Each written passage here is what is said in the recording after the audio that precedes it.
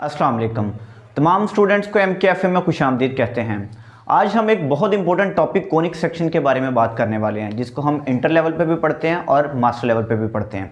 इंतहाई important topic है और इस टॉपिक के अंदर हम कुछ ऐसी चीज़ों को डिस्कस करेंगे जो कि स्टूडेंट्स को नहीं पता होती और उन चीज़ों का पता होना बहुत ज़रूरी है। तो इसलिए पूरी वीडियो देखिएगा और हमारे चैनल को सब्सक्राइब करना मत भूलिएगा। तो कोनिक सेक्शन को डिस्कस करने से पहले हमें कुछ चीज़ों को डिस्कस करना पड़ेगा, जैसे कि मैंने यहाँ पे लिखा हुआ है डबल राइट सर्कुलर कोन। पहले हम इसको डिस्कस करेंगे, फिर हम स्टेप बाय स्टेप आगे जाएंगे, फिर हम कोनिक सेक्शंस की टाइप्स के बारे में बात करेंगे। तो आइए बात करते हैं कि डबल राइट सर्कुलर कोन क्या होता है। अब इसको मैं पहले ग्राफिकली डिस्कस करता हूँ, इसकी डायग्राम बनाता हूँ। हमारे पास एक फिक्स लाइन है, ये मैंने कोई से एक फिक्स लाइन ड्रॉ कर दिया। अब इस फिक्स लाइन को किसी एक दूसरी लाइन के साथ मैंने काट दिया है। काटने के बाद किस पॉइंट पे काटा है? किसी एक फिक्स पॉइंट पर। जब आप अब क्या करेंगे, जिस लाइन से आपने इसको काटा है ना, इस लाइन को रोटेट करवाएं। जब रोटेट करवाएंगे तो ये इस तरह से रोटेट करेगी और रोटेट जब करवाएंगे तो आपके पास कैसी शेप बन जाएगी?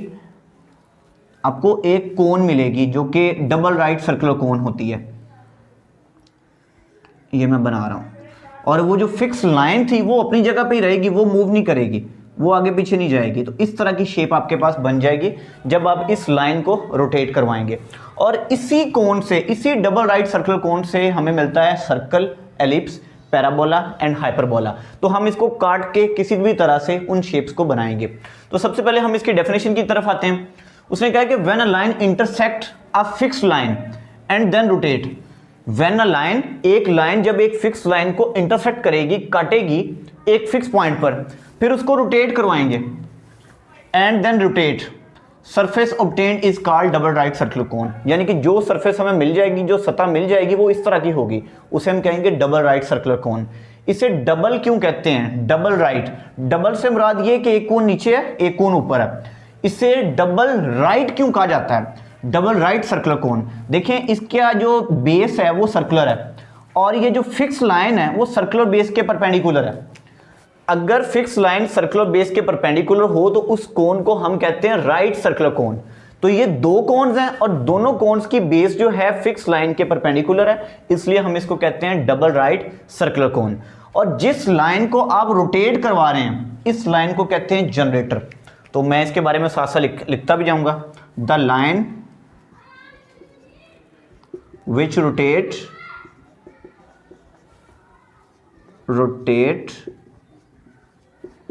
about fixed point is called generator। ये वाली लाइन, इस लाइन की बात कर रहे हैं और यही लाइन घूमकर रोटेट करके ये बनाती है। ये भी जनरेटर वाली लाइन है, ये भी जनरेटर वाली लाइन है, यानी एक ही लाइन घूम रही है यहाँ पे। और जिस लाइन के अराउंड ये रोटेट कर रही है, जिसके अबाउट, वो उस लाइन को हम कहते हैं axis of double right circular cone. यानी कि ये जो फिक्स लाइन थे, तो इसके बारे में लिख देते हैं the fix line is called the axis of cone. अब डबल राइट सर्कुलर कोन के दो नैप होते हैं। एक देखें, ऊपर एक कोन बनी है, इसको कहते हैं हम अपर नैप। एक जो डाउनवर्ड बनी हुई है, इसे हम कहते हैं लोअर नैप। तो हम यहां पे लिख सकते हैं there are two nappes of double right circular cone, one is upper nappe, other is lower nappe. और दोनों नैप्स जिस पॉइंट पर एक दूसरे को इंटरसेक्ट कर रहे हैं, इस पॉइंट को कहते हैं वर्टेक्स।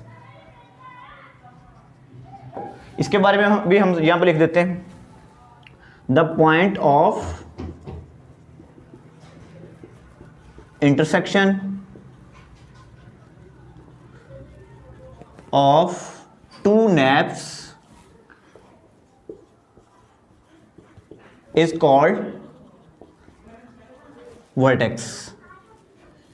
इसे हम vertex कहते हैं। अब ये वाली लाइन है जनरेटर और ये वाली लाइन है एक्सिस ऑफ द कोन। अब जनरेटर और एक्सिस ऑफ द कोन के साथ बनने वाले एंगल को हम कहते हैं वर्टेक्स एंगल। तो इसके बारे में भी हम यहाँ पे लिख देते हैं। इसको मैं रेज कर देता हूँ क्योंकि इसकी ज़रूरत नहीं है। इसी की मदद से हमने ये डायग्राम बनाई है, एक फिक्स लाइन के राउंड इस जनरेटर वाली लाइन को रोटेट करवाकर। अब हम वर्टेक्स एंगल के बारे में बात करते हैं। फिक्स लाइन और जनरेटर वाली लाइन जो है, इन दोनों के दरमियान में बनने वाले एंगल को हम कहते हैं वर्टेक्स एंगल। तो इसकी भी डेफिनेशन मैं यहां पे लिख देता हूं, vertex angle, the angle between axis of double right circular cone, right circular cone and generator is called vertex angle।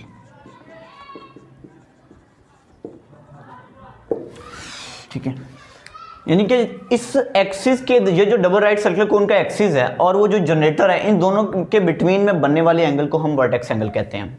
ठीक है, तो ये वो चीज़ें हैं जो बहुत काम की चीज़ें हैं, हमें इन चीज़ों का पता होना चाहिए। ये अक्सर लोग भी हमसे पूछ लेते हैं और पीपीएससी के इम्तिहान में भी इसके बारे में पूछा जाता है, और खासकर इंटर लेवल के पेपर में भी ये आ जाते हैं इस तरह की चीज़ें। तो अब हम बात करते हैं इस कोन की मदद से हम डिफरेंट शेप्स कैसे बना सकते हैं। कोनिक सेक्शंस 3 तरह के होते हैं, एक होता है एलिप्स, दूसरा पैराबोला और तीसरा हाइपरबोला। और एलिप्स कोनिक सेक्शन जो है उसकी एक टाइप है सर्कल। पहले हम सर्कल के बारे में बात करेंगे, फिर हम बाकी चीज़ों के बारे में बात करते हैं। अगर आप ऐसा करें, एक प्लेन लें, एक प्लेन को किसी तरह इस कोन के साथ इंटरसेक्ट करवा दें, यानी कि इस कोन को काट दें। जिस तरह हम ऐसे कर लेते हैं कि एक गाजर है हमारे पास, हम उसको छुरी के साथ काटते हैं, इसी तरह से काटना है। गाजर की तरह की ही एक कोन है हमारे पास, लेकिन ये डबल राइट सर्कुलर कोन है। अब उसको काटना कैसे है, काट के और क्या चीज़ मिलेगी हमें, इस चीज़ के बारे में हमने बात करना है। तो उसके लिए हम डिस्कस करेंगे पहले कोनिक सेक्शन को, फिर हमने सर्कल को डिस्कस करना है, फिर हम अगली वीडियो के अंदर एलिप्स, पैराबोला, हाइपरबोला के बारे में बात करेंगे। तो कोनिक सेक्शन क्या चीज़ है, द इंटरसेक्शन ऑफ, अभी मैंने बताया कि 2 डायमेंशनल प्लेन और एक कोनिक डबल राइट सर्कुलर कोन, इनको हमने आपस में मिलाना है, इंटरसेक्ट करवाना है, या कहते हैं कि उस प्लेन की मदद से उस डबल राइट सर्कुलर कोन को काटना है। काटने से हमें डिफरेंट कर्व्स मिलेंगे। अब वो जो डिफरेंट कर्व्स होंगी वो डिफरेंट शेप्स रखती होंगी। वो एलिप्स हो सकती है, पैराबोला हो सकता है, हाइपरबोला हो सकता है, वो डिपेंड करता है कि आप किस एंगल पर उसको काट रहे हैं। तो पहले हम कोनिक सेक्शन की डेफिनेशन के बारे में बात करते हैं। The intersection of double right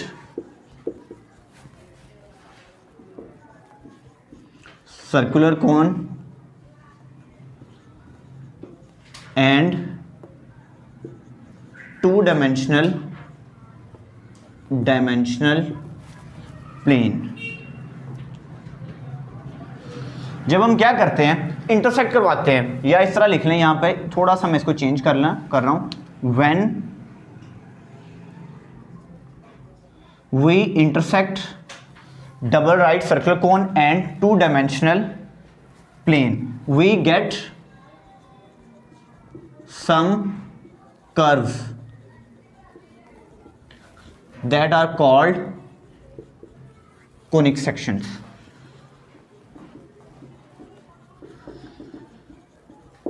क्या किया है, एक डबल राइट सर्कुलर कोन को एक 2 डायमेंशनल प्लेन के साथ इंटरसेक्ट करवाया है। जब हम इंटरसेक्ट करवाएंगे तो हमें मिलेंगी कुछ कर्व्स, उन्हीं कर्व्स को हम कहते हैं conic section.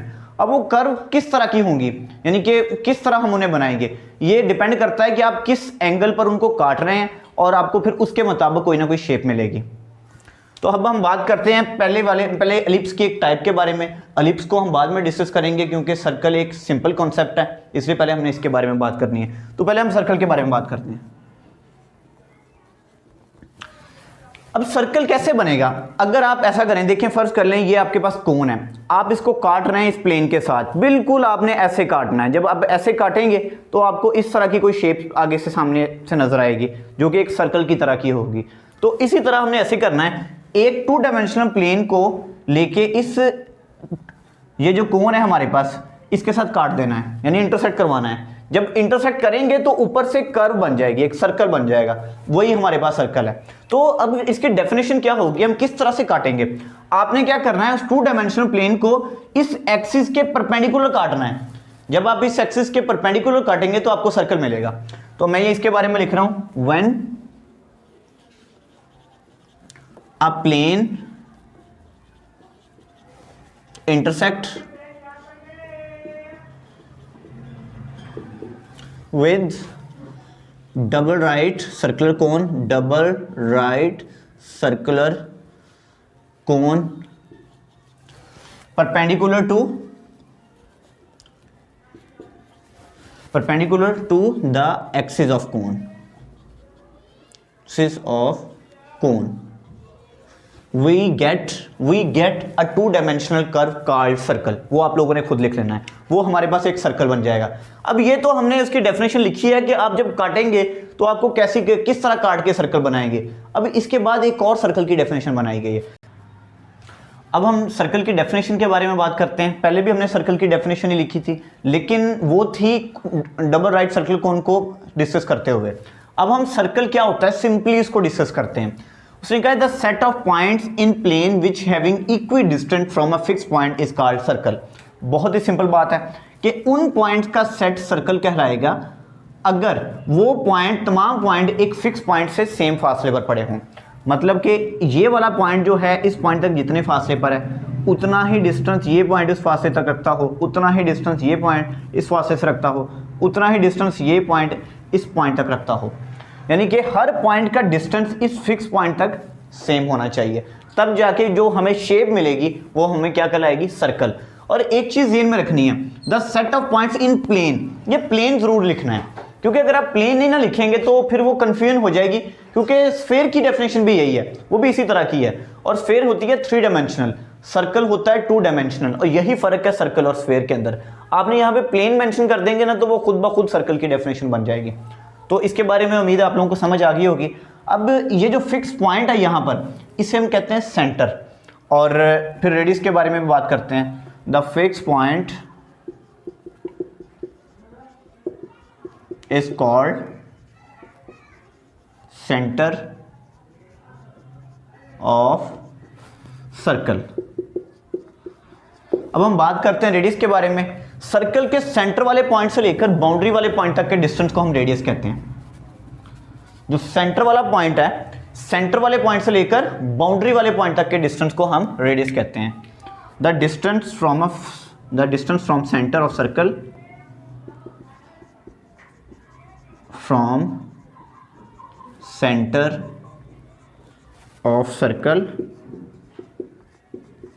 and center of circle to boundary of the circle, to boundary point of circle is called radius।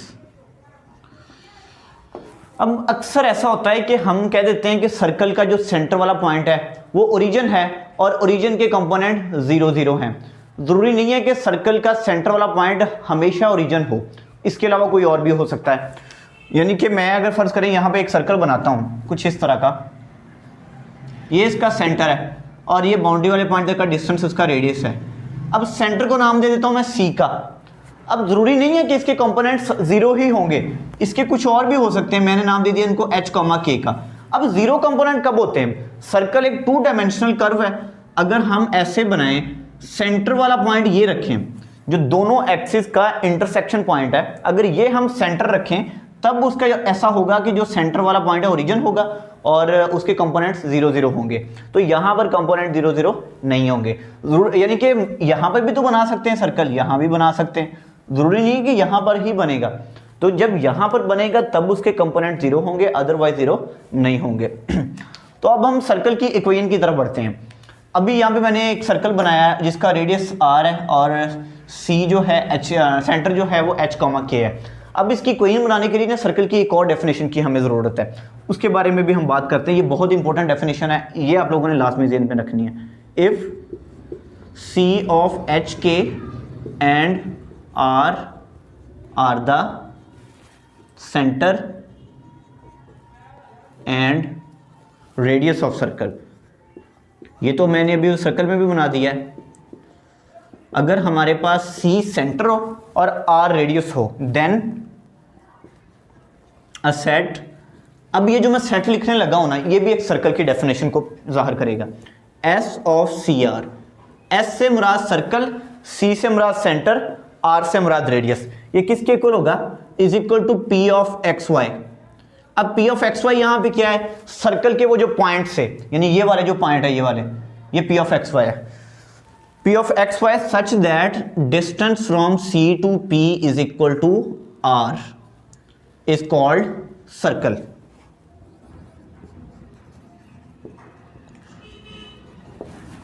यानी हमारे पास सर्कल के अंदर जितने भी पॉइंट्स मौजूद हैं उनका डिस्टेंस अगर हम सी तक निकालें, यानी सी को क्या चीज है? सेंटर वाला पॉइंट है। उनका डिस्टेंस अगर सी तक निकालें, हमें अगर रेडियस मिलता है तो हम कहेंगे कि वो वाले पॉइंट्स जो हैं वो हमें एक सर्कल की शेप दे रहे हैं।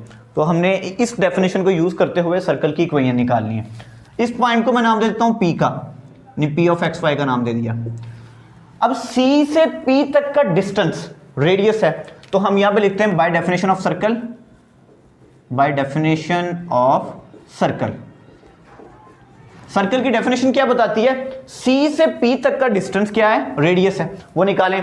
डिस्टेंस निकालने का फॉर्मूला आप लोगों ने सेकंड ईयर के चैप्टर 4 में पढ़ा था, x2 minus x1 whole square plus y2 minus y1 whole square और होल का under root that is equal to r या d। अब इसका निकालते हैं हम कैसे निकालेंगे जी? h माइनस x या x minus h, x minus h square plus y minus k square का अंडर रूट। अब अंडर रूट की जगह पे मैं लिख रहा हूं 1/2 इज इक्वल टू r। देखें अभी सर्कल की डेफिनेशन को यूज किया है कि सेंटर से लेकर किसी पॉइंट तक का जो डिस्टेंस है वो r होना चाहिए। तो सेंटर से लेकर एक पॉइंट p तक का डिस्टेंस जो है हमने r वही लिखा हुआ है, बस ये है कि उसका डिस्टेंस को हमने खोल दिया फॉर्मूले की मदद से। तो अब दोनों तरफ का स्क्वायर ले लें, x minus h square plus y minus k square that is equal to are square. ये स्क्वायर अंडर रूट से कट गया, राइट साइड पे हमारे पास सिर्फ आर स्क्वायर बच गया। ये हमारे पास सर्कल की इक्वेशन है। अगर ऐसा हो कि आपका जो सर्कल है उसका सेंटर ओरिजिन हो, यानी कि सेंटर के कंपोनेंट कितने हो? 0 0 हो। If c of H K is equal to c of 0 0, यानी कि वो कंपोनेंट 0 0 हो जाए। o लिख दें चाहे, यहां पे कोई इशू नहीं है इस चीज से। तो h और k अगर 0 हो गया तो क्या बन जाएगा? x minus 0 square plus y minus 0 square is equal to are square. ये बन गया x square plus y square that is equal to are square.